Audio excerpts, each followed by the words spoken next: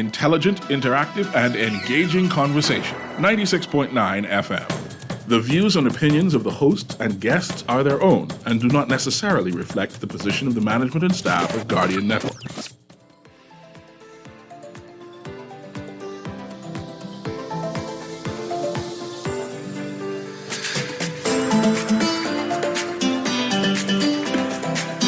Good morning and welcome to Guardian Radio AM. Today is Monday. Finally, it's Monday and it's March 18th until after 11 o'clock in the morning. And once again, this is CA Newry and I shall be your host for the day.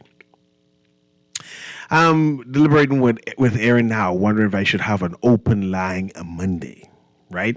I want to talk about the Haitian issues, but Aaron did a good job on the other show. And I said, but there's so much other things in the news that I want to talk about. I see the Attorney General, one of our better Attorney Generals, right, mentioned that juries is a constitutional right, right?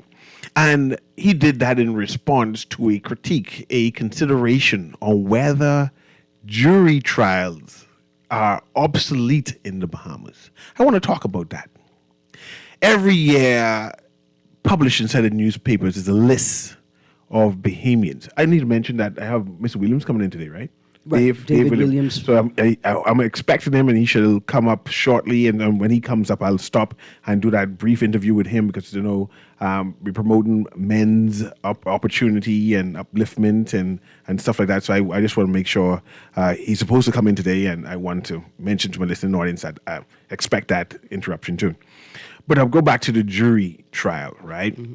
Every year we publish a jury list, and every year Bahamians duck being on the jury. They say they're busy. They say they don't want to do it, right? Mm-hmm. They ain't interested in being a jury at all. A juror, yeah. A juror at all, right? There's some people who are requesting that we have perhaps professional jurors, people who are trained, who have time, who are like a group of 50 to a group of 100, group of 200 people in our society who... Suggesting that? Yeah, man. Have professional jurors. When you say that, is that sort of a suggestion that arose in a common man space? Are there members of the legal community that are suggesting I'm going to bring him into the conversation because I know they had a few chief justices had commentary about our general laws, and I want you to read that article and also point out from one of the chief justices who are one of my distant cousins, Barnett. Right? Mm-hmm. He made a statement, and which, again, the Attorney General had to respond in kind to correct or to remind us about it. So I want to read his point, then read the Attorney General's point, and then have the listening audience consider that too. Moving forward, the new Bahamas, the better Bahamas, as we make, like I said, the making of the Bahamas, mm-hmm. things for us to concentrate and consider. That's what I want to do right now. And then we go back to talking about the Haitians again. Okay. Go ahead. You have that article, or what? At least with absolutely. So there are four articles in question. We start with Friday's newspaper's use of juries need review, says Court of Appeal President. That's a Tribune. In the Guardian, we don't aim to put society at risk. In today's Tribune, AG plays down prospect of referendum on juries, and in today's Guardian, the Bahamas in minority of countries with jury trials. We start with use of juries needs review, says Court of Appeal President. Court of Appeal President Sir Michael Barnett said the judicial system should be reviewed to determine whether jury trials should be reduced or eliminated. He and other prominent former and current judges highlighted issues with jury trials last night, so that would have been Thursday the 14th, at the Eugene DePuch Distinguished Lectures 25th anniversary.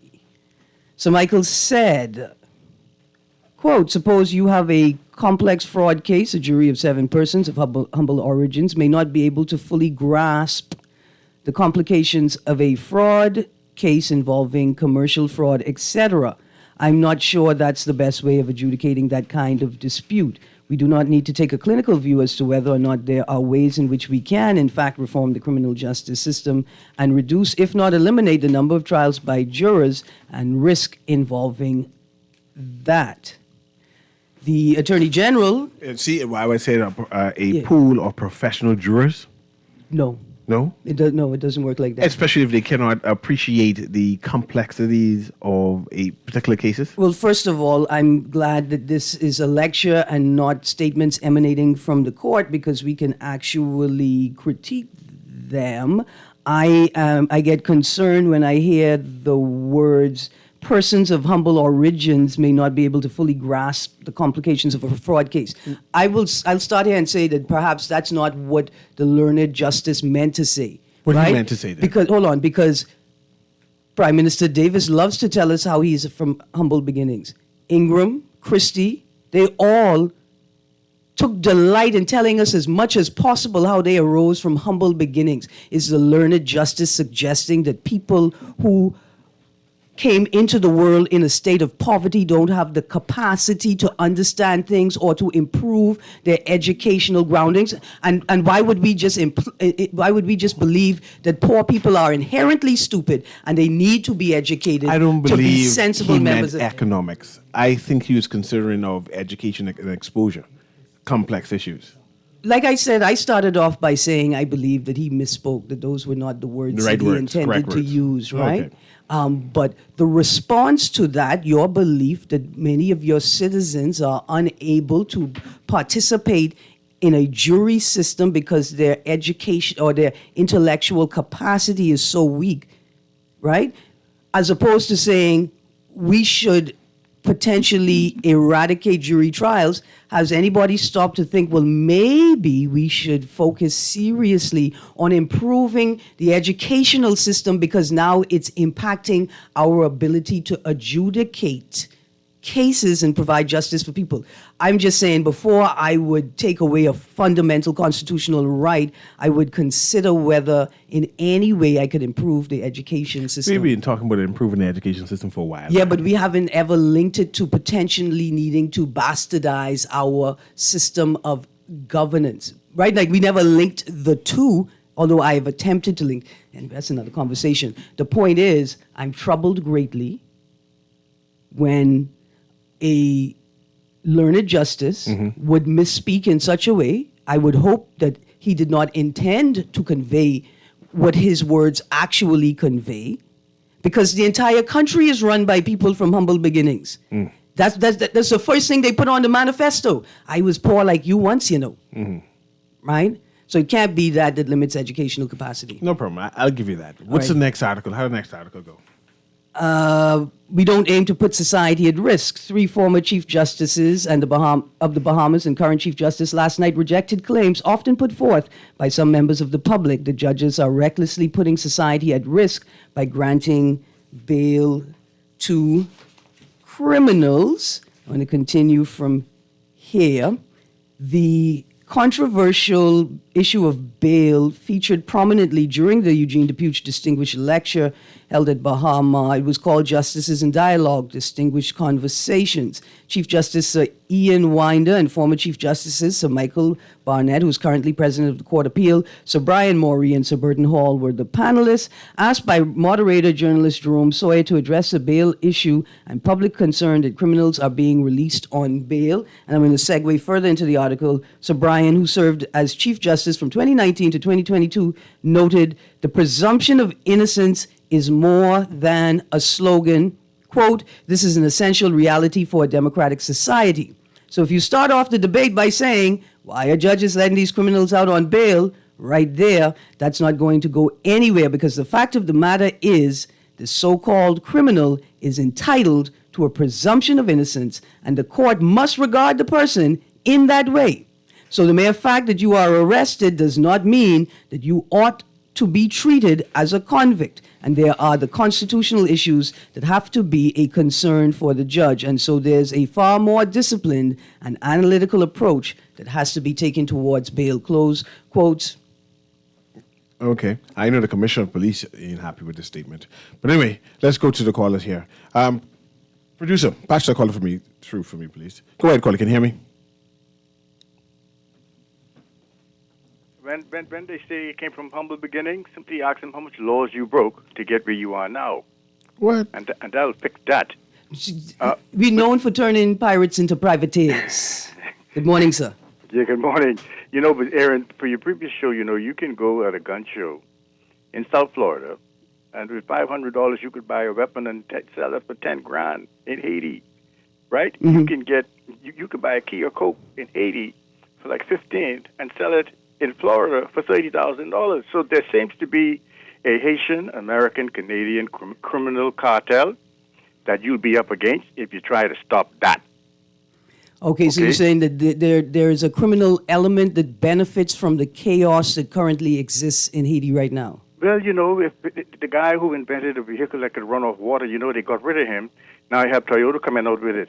I don't listen. And for those who say now, Aaron, you got to tread carefully. All we saying is that every person that has created a car that can be run off of water has mysteriously died. We don't know how. We don't know why. We just know that they did. Yeah, but look, it's a You're on your practical conspiracy system, theories. But look here, the jury versus the judge. Yes. Why didn't they have on that panel of at least item to discuss? How could I prevent you from coming before the jury and the judge? That shows that you're concerned about me and not a part of this banking system called the court, where the actual general manager of the bank is the judge and the tellers, but they represent the prosecutors. That's the system we have inherited.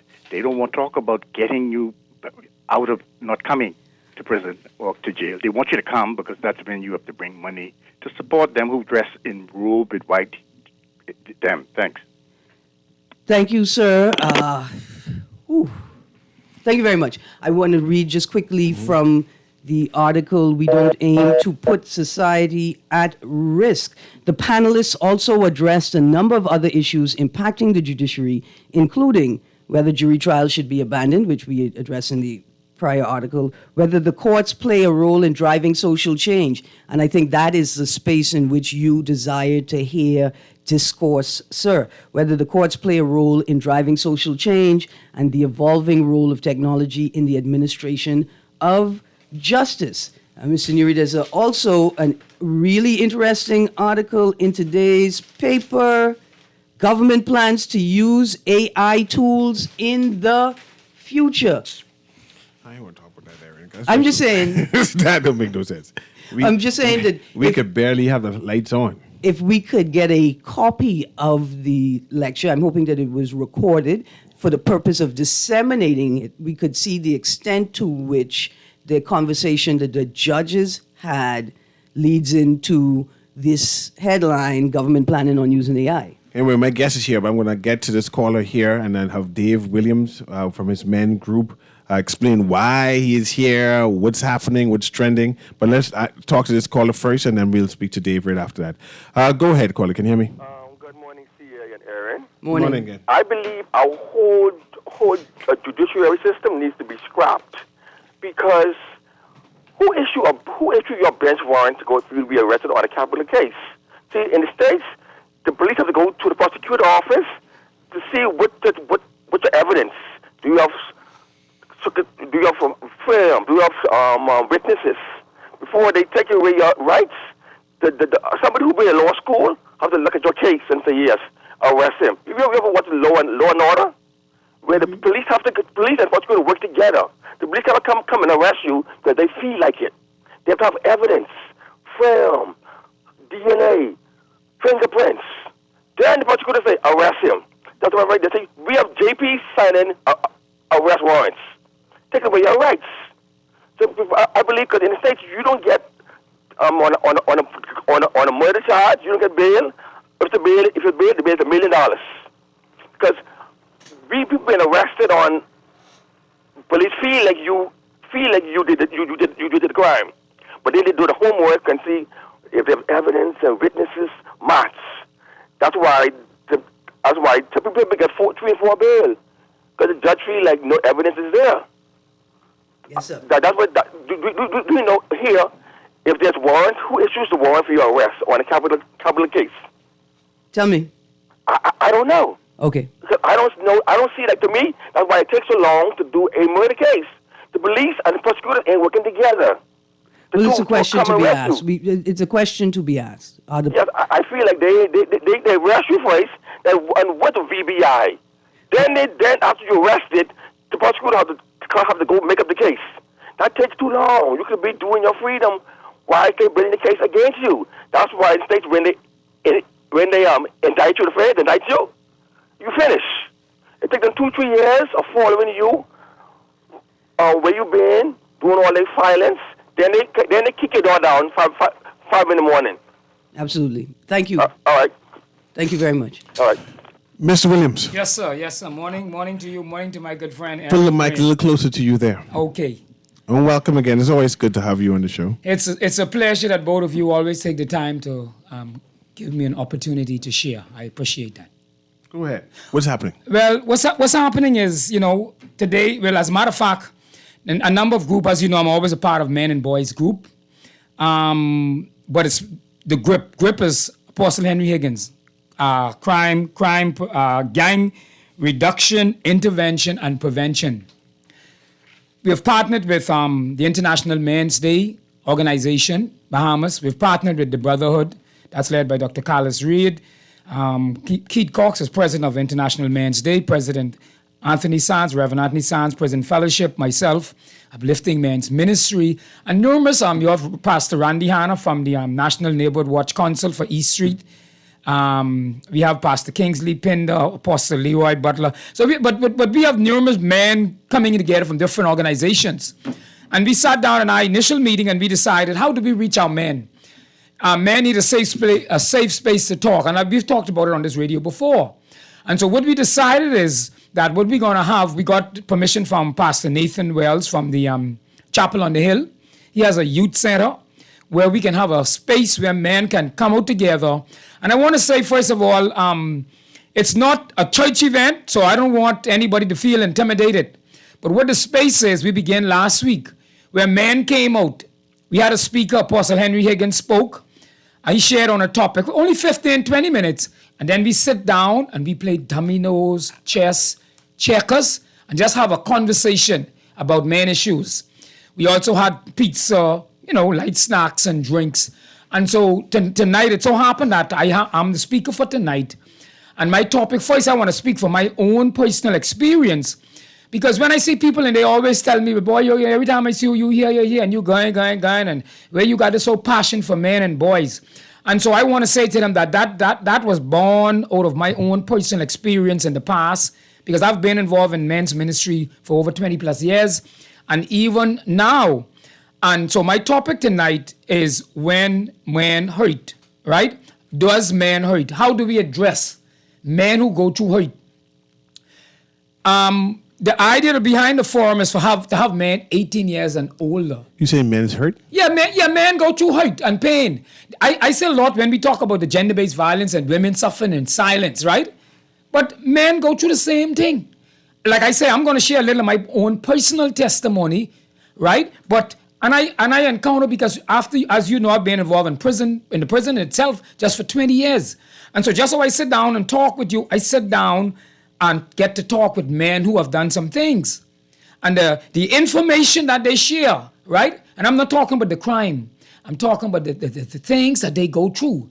It blows our mind. It stuns us. And the thing about it, we realize that as we meet and we talk about, we had a mentoring program the other day about trying to identify men to now mentor boys. But I realized before we go through that, we all agree that we need, as men, we need to make sure do what it takes for ourselves individually.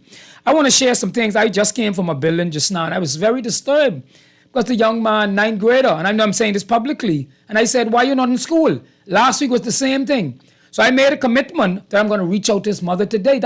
We talking to 9th grade. And then another neighbor called me and said, you know so-and-so, another young man. And she said, he was out on the road naked. I said, what? They believe he was laced with drugs, right? So we got to reach our boys. One of the things I look at, the Dr. Minister Darwell said, 70% of the children born in this country to single-parent home. This is why, for me, my focus is the men. I have been at the Boys and Girls School now through Prison Fellowship Bahamas, along with my Uplifting Men's Ministry. And the last time I actually did a survey, 65% of the boys raised their hands. They didn't grow up without a father. Now, I must say to you, my classes, what we have every Friday, one of the things, this is disturbing me now too, is that for this season, for this year, I've had classes of about 20 females. In my years going up there, that never happened. There was only, I think the maximum I ever had in a class was maybe 6 to 7 girls, right?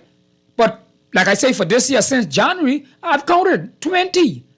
That tells me that there's a challenge. Then I always refer to, this has been what has really, and this was done many years ago, and I know it hasn't changed. When in maximum I had 100 persons in my class, and when I did the survey, and you've heard me say it, I sometimes hate to repeat it, but people say, ask it. When 80 of those 100 men raised their hand, they grew up without a father. So sometimes men will say, and I just was sharing this somewhere, I can't remember last night, oh, well, I did well and I didn't. Yes, I grew up in a single parent home too, and I did well too. But the facts still remain. There's a problem with many of us as men. We're missing. And so what we're seeking to do is have men talk tonight, 6:30, right? We want men to come into this space, to sit down. Aaron, I've always invited you to events, but this one, I can't invite you this one, okay?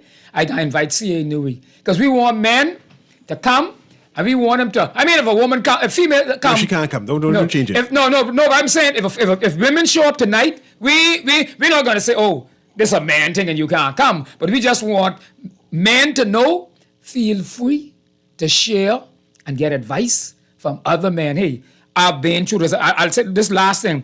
With the brotherhood with Dr. Carlos Reed, we were in a space having a meeting. And we were talking about dealing with this gang violence. And then a gentleman got up, one of the same persons, and he began to express some of the challenges he was facing in his marriage. That meeting took a complete shift. Because here it is, he's walking the streets every day with us, talking to young men, addressing, you understand me? Talking to them about a better way. And he's a former gang person too. And he was sharing with them, look, this is not the way to go and all of that. But here it is, he walking with us and he heightened. But what it did, when he said that, it was a trigger. You had about 2 other men to the point where one of them actually tears came out of his eyes. And he began to say, man, boy, in my house, I going through this too. And then we had another person who was able to say, hey, well, I've been married for 30 plus years and I can share with you. Mine is good per se, but I can share with you when we had the rough times. So I'm only saying that to say this would be needed, a space where men can sit down, talk, and share out of their hurt and their experience. I just want to leave it like that. I know somebody, one of you want to come and say something. Time, place, all of that again.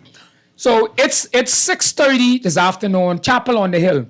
Now, one of the things we want to look at a space outside of a church. Because I realize for some people, they're intimidated by church, and it's not a Christian event. That's the first thing I want to say.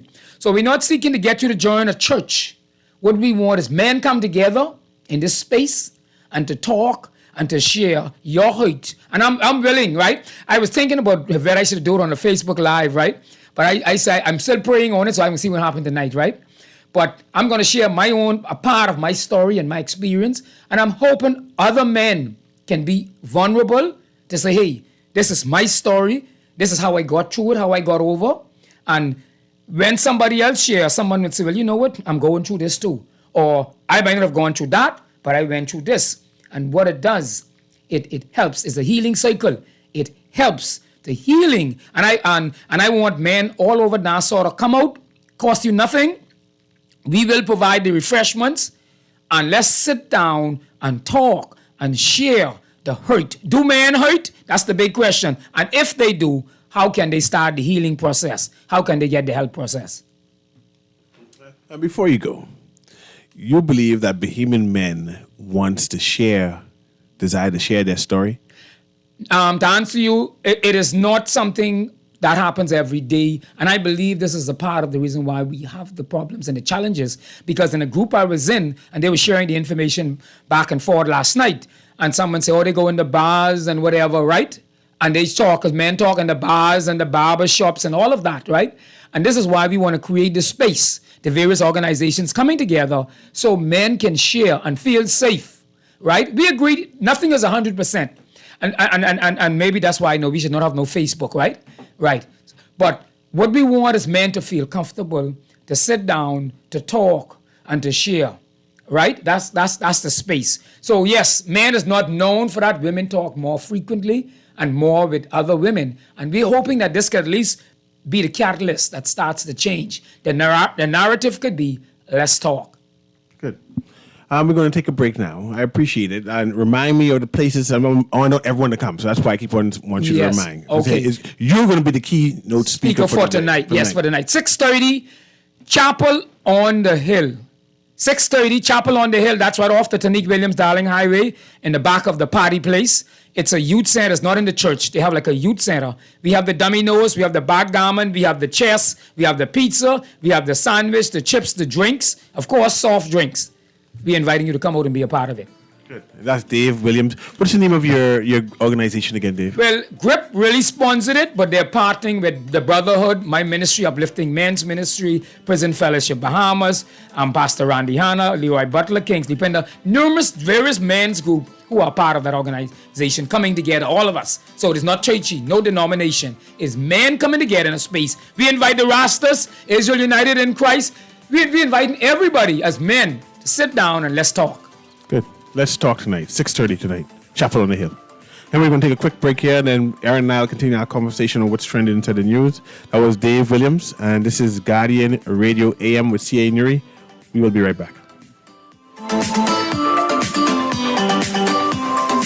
Boy, why you look so mashed up like clothes at the washer? No, boy, just a hard day, boy. Hard day? What happened? The breakfast lady ran out of tuna and Gretzy. We need to start joking about everything, you know. This serious, boy. This real serious, boy. Boy, what's serious? Tell me. All right, well, today, boss gave this boy one big contract. And nobody else get a chance and nobody say nothing. Boy, you know that ain't right. You know government contracts ain't supposed to go that way. Yeah, but nobody's saying nothing. Boss man just tell people to sign the papers. Then he send me to meet this boy downtown and collect this envelope. You need to tell somebody. You need to become a whistleblower. You know I's a real man, but I never blow no whistle. I be drunk all my life and drunk, you know. No way. A whistleblower is someone who tells people what they see when they see something wrong happening at work. But I ain't no whistleblower, and I ain't no snitch. I still right there, you know. Boy, ain't nobody can know it's you. All you gotta do is call Crime Stoppers, or you could text them from inside the Crack Crime Bahamas app. They don't ask about you, and your call goes straight through to Miami, so nobody know you is. And if you text, your message get mixed up like Kong Salad. Call 328-8477 from Nassau or 242-300-8477 from the Family Islands. Easter is right around the corner, and the Nassau Guardian is partnering with the Easter Bunny to give something special to you. Would you like to give your child an Easter basket filled to the brim with chocolate bunnies, surprise eggs, gift certificates, and more? Then you should enter your child into the Nassau Guardian's Easter Coloring Contest. There are 3 different categories: 5 to 6, 7 to 9, and 10 to 13. Deadline for entry is Friday, March 27th at 4 p.m. Purchase your copy of the Nassau Guardian to get your Easter Coloring Contest sign-up form and let your children color away and win one of 3 baskets filled to the brim with Easter goodies from the Nassau Guardian. The Nassau Guardian's Easter Coloring Contest. For more information, call 302-2370. Well done, Easter Bunnies. Good job. Love the show? Want to give your support? Become a sponsor today. Call 302-2300 for our rates and packages. That's 302-2300. Become a sponsor on Guardian Radio 96.9 FM. Fresh news, smart talk, all day. Did you know the bacteria that causes TB can live in your body without making you sick? This is called latent TB infection. People with strong immune systems can live with no symptoms of TB, have a normal chest x-ray, and not infect others. However, if the immune system becomes weakened, then latent TB may turn into active TB and can make you and the people around you very sick. If you or someone you know begins to experience coughing that lasts 3 weeks or longer, coughing up blood, weight loss, night sweats, pain in the chest, weakness or tiredness, chills or fever, contact your healthcare provider or the Ministry of Health's Tuberculosis Surveillance Unit at 502-4728 or 502-4803 immediately. These are signs that latent TB may have become active TB. Tuberculosis is preventable and curable. The clock is ticking. Let's end TB. This message brought to you by the Ministry of Health and Wellness and this station. Friday, April 5th, get ready for another exciting Fish Fry Friday. At Margaritaville, downtown Nassau, featuring the big band Visage and DJ Beats with the latest in soca, Bahamian, and old school jazz. Everybody take a come to party, I like y'all, don't want no man. Ready for $25 general admission, $55 buffet and party. Doors open at 6:30 p.m., party until 11:30 p.m. That's April 5th, Fish Fry Friday. The stage has been moved, so you've got more dancing space. Fish Fry Friday, April 5th at Margaritaville, downtown Nassau. Parking at the point for only $10. See you at Fish Fry Friday, April 5th with the Big Band Visage. This is Guardian Radio 96.9 FM. Fresh news, smart talk, all day.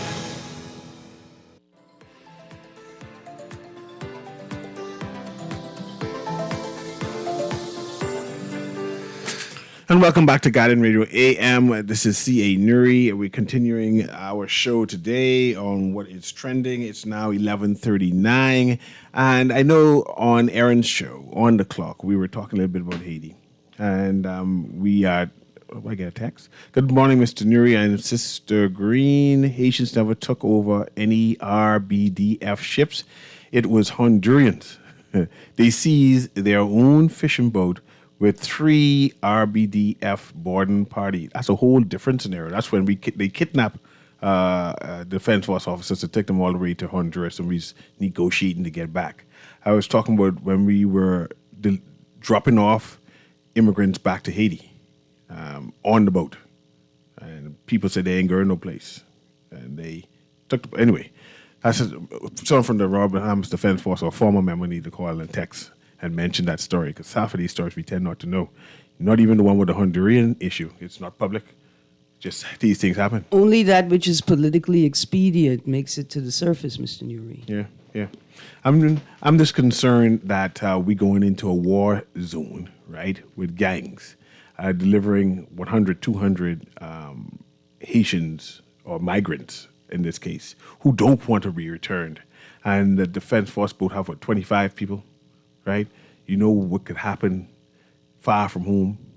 And what if you have to use lethal force to protect yourself? That doesn't end well.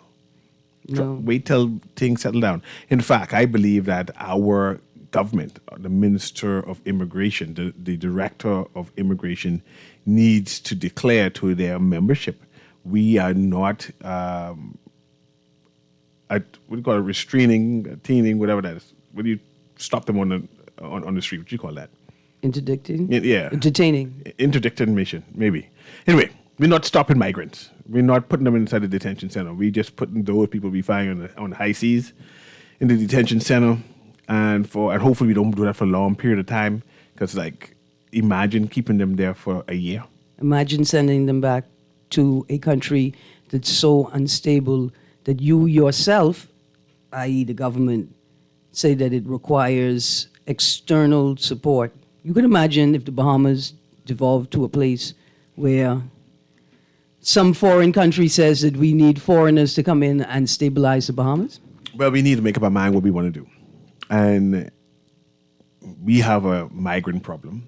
We know where the migrants are coming from, but I am uneasy of deporting anyone into a violent situation. Right. And I know we have a caller, just to throw on the table before you go to the caller. Kenya said that they would lead this charge. They said they're doing that no more. And then they had a constitutional challenge in Kenya. The question was asked, does the Constitution permit this type of deployment, right? Mm-hmm. And I think Kenya said, well, it's not a war. War has not been declared, so their military can't go.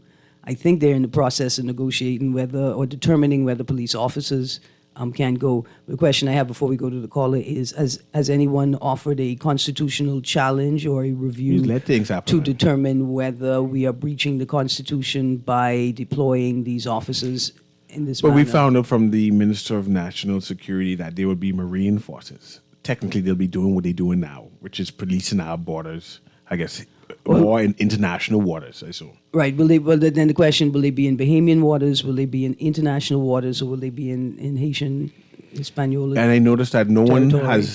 has informed the public on how many boats we have down there. Well, actually, I Did think they say? there is something. How many boats? You don't go to the caller first? Yeah, we're going to do the caller, but whilst you're looking, how many boats in total? I know we just said we have boats, but that's just half of the news, man. You got to tell me how much boats, the name of the boats, who's the captain. These are information I would like to know. All right, here How we many go. troops stand there? From the statement. No, let's go to call first, then you read. Okay. Because I was holding for a while. Go ahead, caller. Can you hear me? Hey, good morning, Mr. Newry. Good morning, Aaron Cuz. How are you? Good. How you do? Fine, thank you.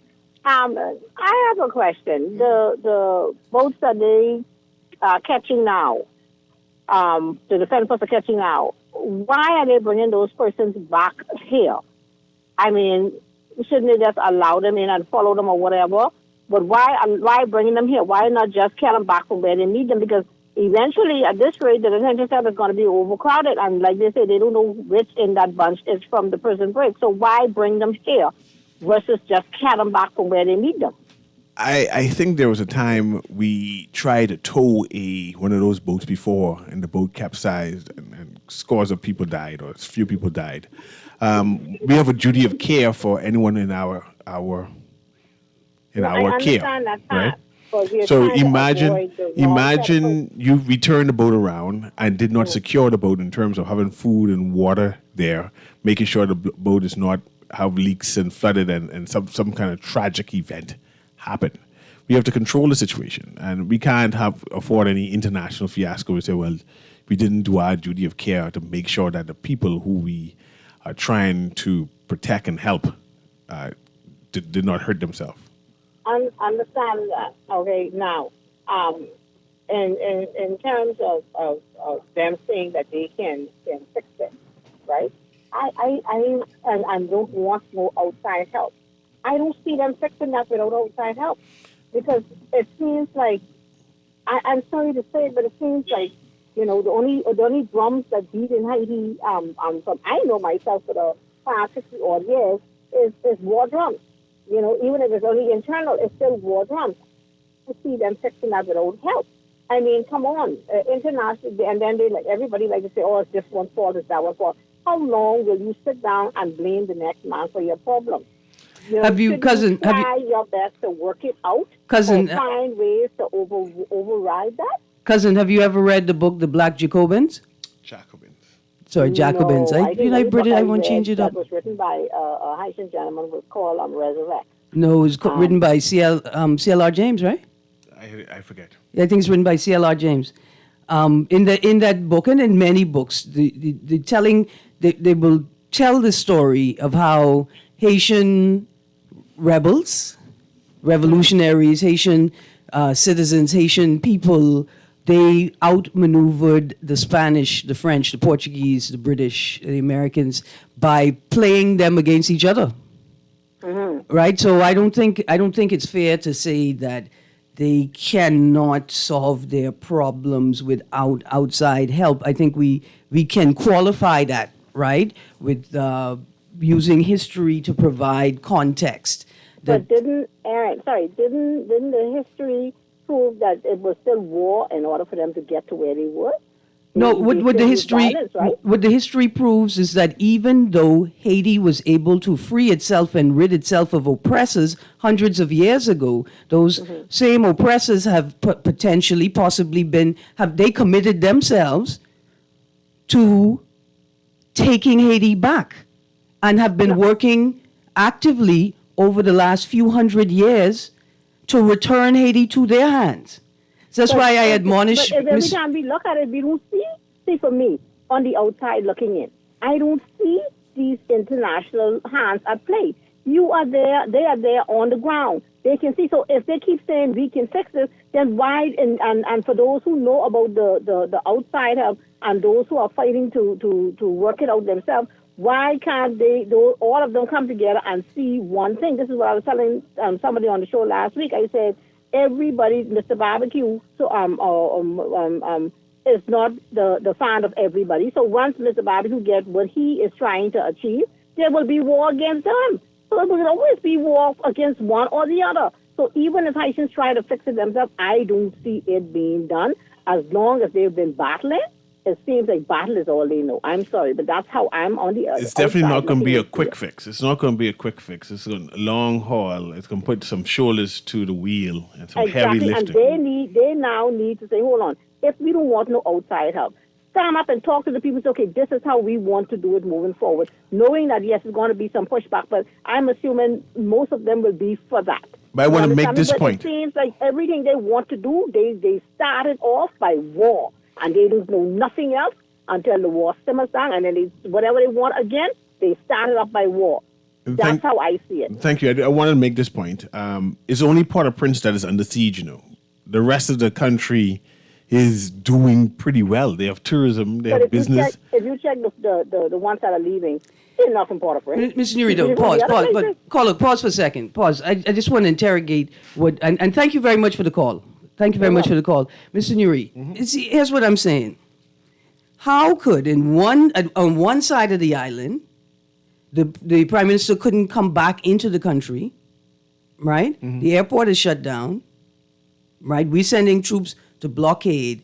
How could the rest of the country be fine? If the rest of the country was fine, wouldn't Henry have landed at another airport? The cruise ships still landed. Right? I mean, could he not have? One would assume so, but someone is spinning a narrative, and that what you're saying does not fit into the narrative.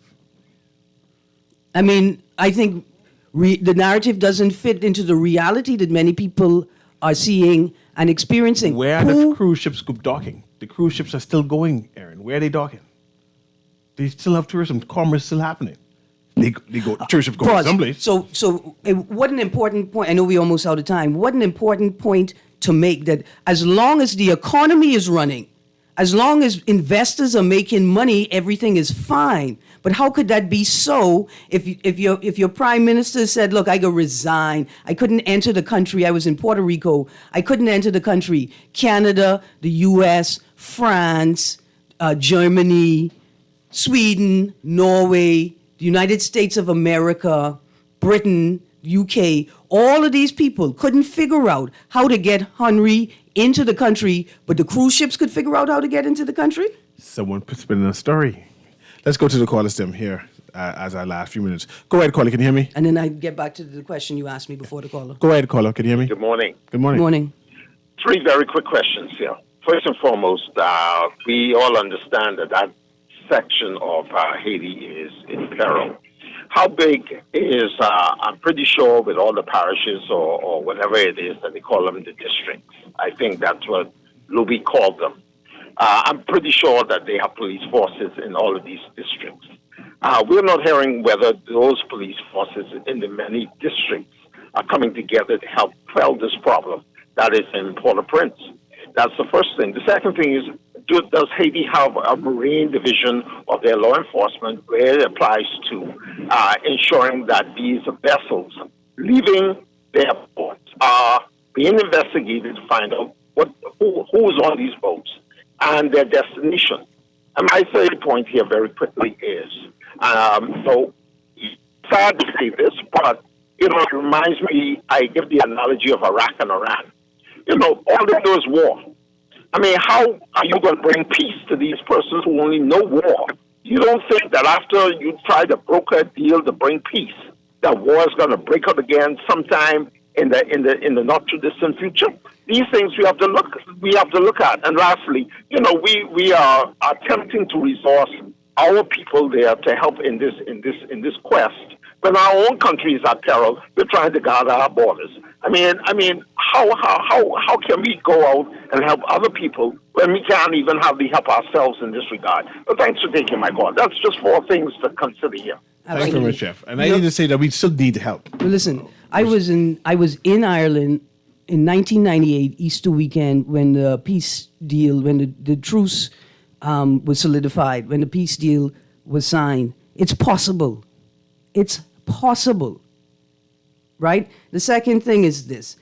Are you saying to me then, Newry, that Haiti, as long as Haiti, the economic vehicle, is working and money is being made, then there's no real crisis in Haiti? Because how could a country that the international community has declared is in utter chaos, the rule of law has collapsed, law and order has collapsed to the point where we've encouraged this interim prime minister to resign for the sake of quelling violence in the country, but international cruise ships are still landing in Haiti? Then what we're saying is, as long as a Caribbean country's economic mechanism is still is still pumping money out. We don't care about No, the not status saying that. of the country, rule of law, the safety of its citizens. And that's all a part of it. But remember when they said the Bahamas was destroyed, when they had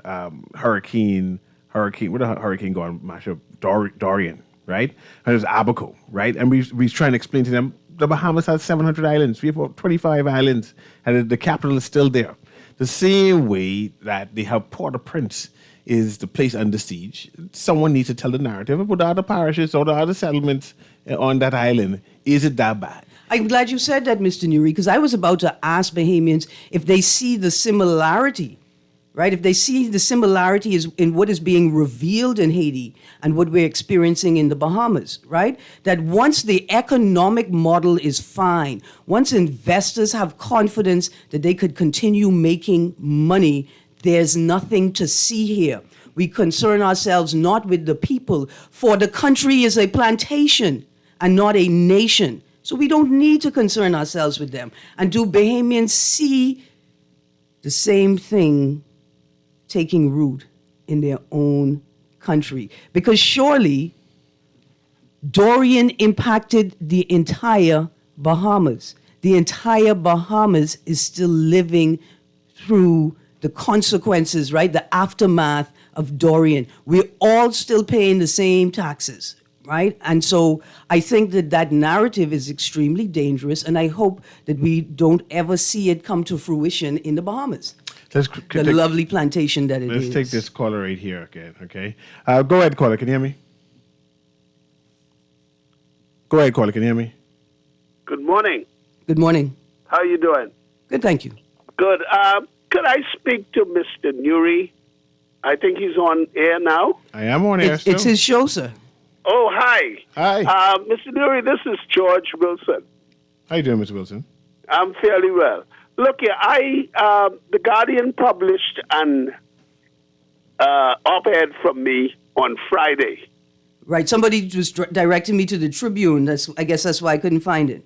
Right, it's in the Tribune, but it's also was in The Guardian. Okay. On the dilemma for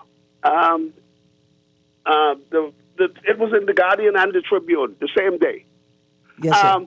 I would like to. I'm glad you got directed to it. Yes, sir. Because it is. I have proposed a situation for us in the Bahamas in this catastrophe that's developing. And it would be good if Bahamians discuss this, because our two boats can't stop when they come out of Haiti. Yes, sir.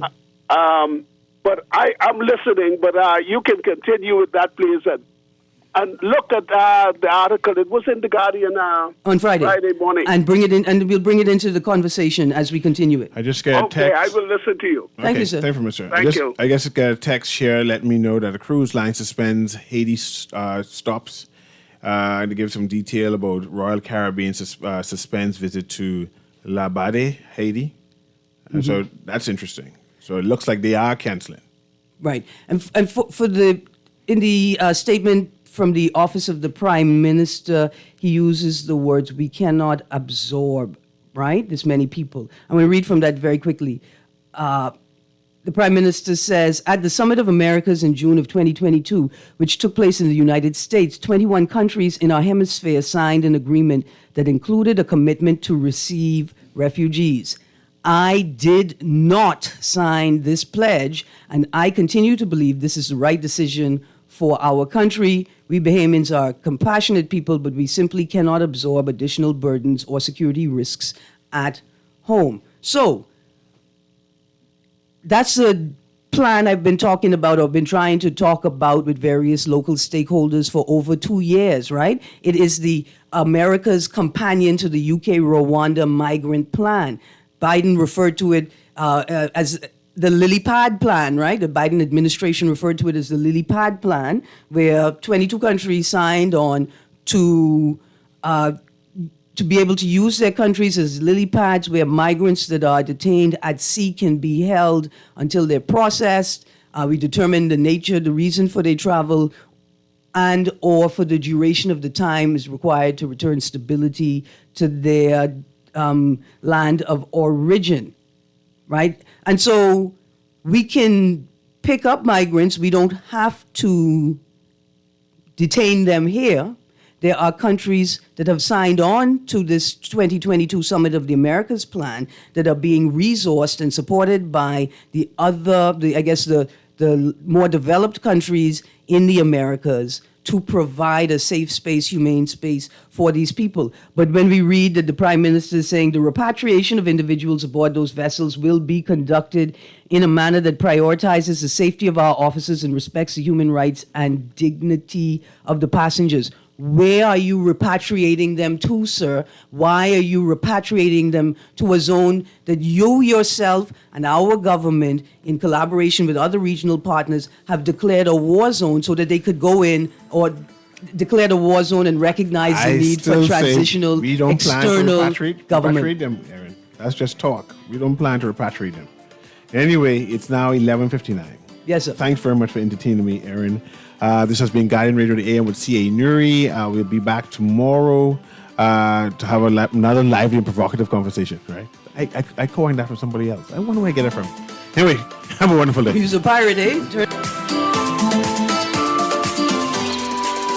This is Guardian Radio 96.9 FM, Nassau, Bahamas.